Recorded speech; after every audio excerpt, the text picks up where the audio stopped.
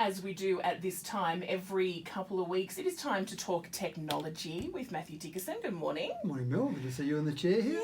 Yeah, it's different to be on the other side. Yeah. I normally get to sit on the outside and listen to what you and Nick have to chat about. Let's start off with, though, people having fears of things. Spiders is a big phobia that people have.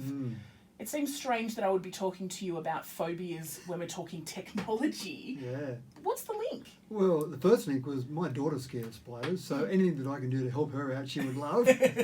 And so there's a psychology process known as exposure therapy, but I would be killed by my daughter if I said, darling, just come and put your hand here and let some tarantulas crawl over your hand. She'd never talk to me again. Yeah. But VR is being used by psychologists now to try and get people exposed to whatever their fear or phobia or paranoia is.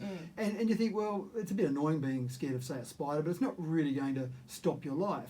Where it's really come to the fore is with COVID-19, people need vaccinations and people are scared of needles. That's a really big fear for some people. Yeah, it really is. To the point where some people are saying, I know I need to be vaccinated, I'm in the age category that needs it, I'm in a high-risk category, but I just am too scared of a needle to actually go and have it. So they're using VR to expose people slowly in small doses to needles. And it probably takes, I'm not a psychologist, but it probably would take several weeks for that to get to the point where they're not going to love having a needle. They're not going to dance down the street saying, ooh, needle day.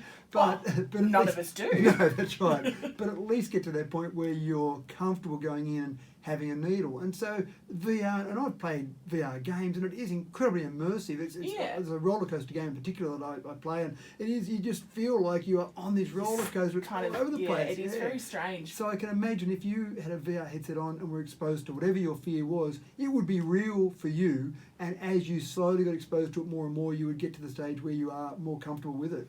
It's very close, though, a VR headset. It is, you are really, really feeling like it's right there. That would be very confronting. It would be, and I think just that idea of being exposed to whatever it might be. Heights, for example, I remember playing with a VR headset. There was a particular Star Wars game, and you would look over the edge and you would see the drop into the nothingness of Star Wars, and that felt real. So it's very clever the way they do VR. It's so immersive. So I can imagine that you put that on, it would feel like whatever that thing you were scared of, a phobia about, it would feel real to you. Yeah, but obviously just it's that over time that is going to help out there. Yeah, get a psychologist on and talk about the exact process there. but from the technology perspective, it's really about exposing people. So VR headset's great for games, but can be used to actually help people's lives as well. Well, speaking of helping lives, I have quite a lot of hair. It's quite thick.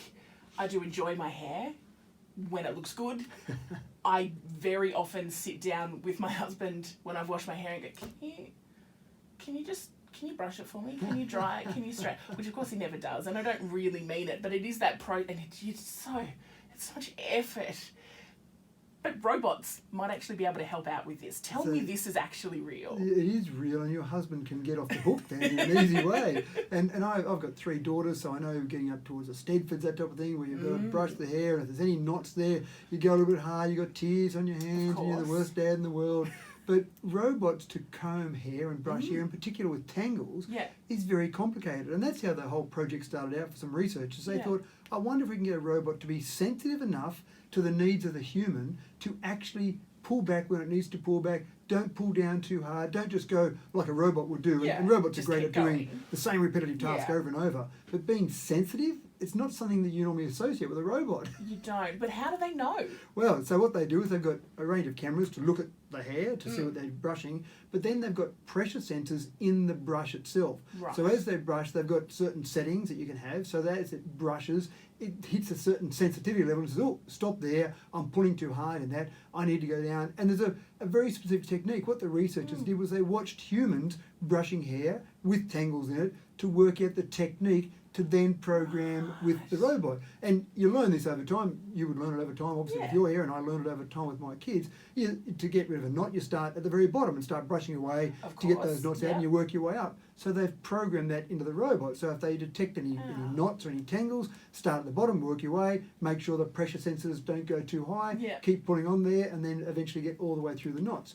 But where it's really going to be used, sure, it can help your husband out of a jam and can help me out with my kids. But in aged care facilities is really where it's going to be used. Yeah, okay. They talk about nurses in an aged care facility spend 18 to up to 40% of their time just taking care of some basic personal needs, Yeah. like brushing hair, not using all of their nursing expertise, but just doing some basic human care tasks. And if they can have some of those tasks taken away by a robot, it gives the nurses more time to do the things that they've got expertise in dealing with the health of the individual. And obviously, particularly, it would be the kind of thing that might fall by the wayside because they do need to do the more nursing side of things. So it's going to help those residents feel better too. It will make them feel better, and also when the family comes to visit, you can imagine when you go and visit mum in the nursing care facility Yeah. and you turn up and her hair's a bit of a mess, the first thing you might do is just fix up the hair and tidy her up a bit. You just want your mum to feel better. Of course. So having those sort of things taken care of by a robot automatically, I just think those people would feel better about themselves and use the nursing expertise where it needs to be used. So even though the researchers started off with how can we solve this problem, because it's just interesting to solve a problem, there's actually a real outcome that they'll actually get from it. Will it actually yell at you though and say, "Shut up, it doesn't hurt that much, sit down," like my mum used to when she brushed my hair? I want one with attitude. I want one that says, wake up yourself, it's not hurting that much. I'll cut it off. Don't think I won't. Oh dear. Not That's bringing pretty- back any repressed memories here, Mel. Just a few. Hey, let's talk social media. Obviously, we know that using Facebook and Instagram and Twitter, it's free. And there's always those, sort of scams that go around saying they're going to start charging you to use these things and people start to freak out. But is that actually a possibility? It is a possibility. The whole world is changing with all the things that we're accustomed to paying for. I mean, people in your generation, Mel, being a bit younger than me, it just have grown up thinking that things are free. They should be free. That's how the world works. Yeah. My generation actually expected to pay for some things, although we didn't necessarily like it. But we like the idea of this free stuff. That's fantastic. But what you're finding now with some of the processes that are changing and some of the advertising algorithms, some of the social media sites are saying we need to look at some other avenues of income because we're down to our last couple of 100 million. What are we going to do? Oh no.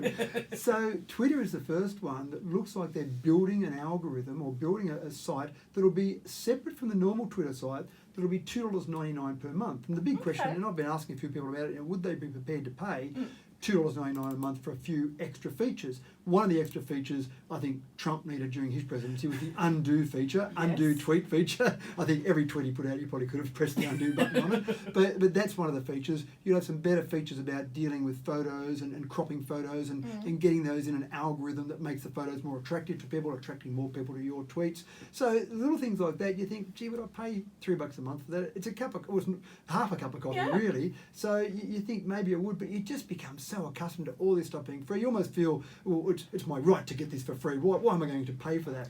But what they did do was they actually bought a company called Scroll. And Scroll offers a service, $5 a month, where you can browse the web using Scroll as your web browser, but all of those sites that have got ads on them essentially get removed. So you're paying $5 a month to have no ads. So the fact that Twitter bought Scroll is a bit of an indicator that they're looking towards some other way of getting some sort of subscription service. And as these big companies do, rather than go and give an employee or a team of employees a job, hey, let's go and work out a subscription service, they say, let's just go and buy a company and we'll just take them over and work out what they do. Work out from there. But is it going to be the same Twitter? So it's not like a paid version that you go to. It's this access to the same Twitter that everyone else has. So and there's nothing official from Twitter. This is all just information that's been gathered. But essentially, what you'll have is the normal Twitter, and then if you go and subscribe to Twitter Blue, you'll still see all the same content. Everyone will still see the same content. You'll just get some more features in the usability of that Twitter. Will that be enough to make you pay $3 a month? And that's the question, the billion-dollar question that Twitter will be banking on, that you will have enough extra functionality in whatever they offer that you will be prepared to pay for it. I wonder whether or not that is enough, or whether they do look at a premium version of Twitter where you would think you might have better content or less trolls or things like that. But then I also think that if you were a professional troll and you were on Twitter just to have these arguments with people, you'd pay whatever the subscription was. Well, look, if you could give something that would say this is a troll-free version of whatever website, whatever social media site, people would pay for that. I would. But again, as you say, I think the trolls probably could fork out the $3 a month and go to town on that. So, I've got this whole new bunch of people to work on here.